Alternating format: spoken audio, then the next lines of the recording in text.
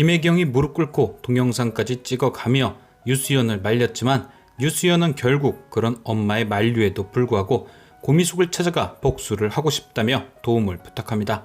고미숙과 강동화는 이런 유수연의 부탁을 거절하는데요. 이유는 당연히 자신들의 복수에 걸림돌이 될까봐였을 겁니다. 강동화와 고미숙은 지난 수십 년을 SA그룹에 대한 복수를 준비하며 보냈죠. 돈을 빌미로 차화영에게 접근, 친해지기도 하고 쳐다보기도 싫은 원수의 딸 홍진아를 계속 마주하면서 인내심 가득하게 참고 기다린 복수. 그런데 그 복수가 마무리 단계인 지금 유수연이 튀어나왔습니다. 결혼식장 가서 깽판 부리다가 유치장 가고 1인 시위 한답시고 회사 앞에서 난리 피우다가 유치장 가고 모든 일을 크게 키우는 유수연은 동아와 미숙의 복수에 마이너스이고 SA그룹에 원한이 있는 수연을 옆에 끼고 있으면 자신들까지 이상한 의심을 받을 수도 있으니 또 마이너스. 뜻은 같으나 함께하기엔 너무 위험한 존재인 거죠.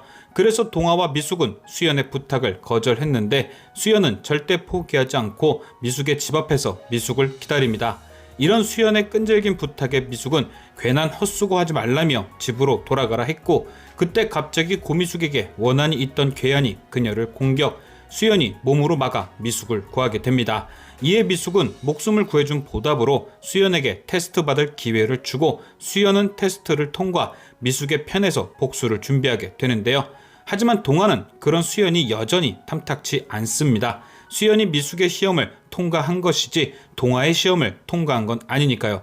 그래서 수연에겐 동아의 마음을 얻을 무언가가 필요합니다. SA그룹에 관한 정보든 안 좋은 소문이든 동아에게 도움이 될 만한 무언가를 구해야 하고 바로 오늘 우연히 적진에 들어간 언니 노영지가 그 정보들을 가져올 수연의 스파이가 될 듯한데요.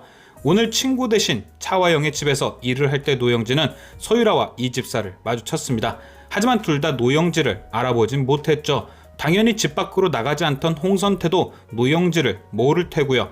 결국 차화영, 홍진호만 잘 피한다면 충분히 많은 정보를 얻어올 수 있을 듯한데요. 핸드폰으로 이들의 대화를 녹음, 유수연에게 필요한 정보를 줄 수도 있고 청소를 핑계로 여기저기 드나들 수 있으니 홍진호의 서재 같은 곳에서 회사의 중요 정보도 확인할 수 있겠죠. 그런데 저는 무엇보다 가장 중요한 건 노영지가 서유라 혹은 차화영이 숨겨놓은 유대성의 핸드폰을 찾아낼 듯 합니다. 굳이 다른 사람도 아닌 노영지를 홍진호의 집에 들여보냈다는 건 유대성의 핸드폰을 알아보고 찾게 된다는 복선이겠죠.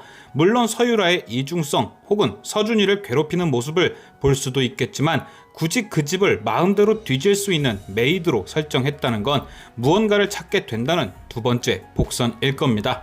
아마 예고편에서 수연이 부탁한 것도 아빠와 관련된 것을 찾아달란 부탁이었을 수 있고 그렇다면 결국 노영지가 찾아낼 것이 핸드폰밖에는 없는 것이죠.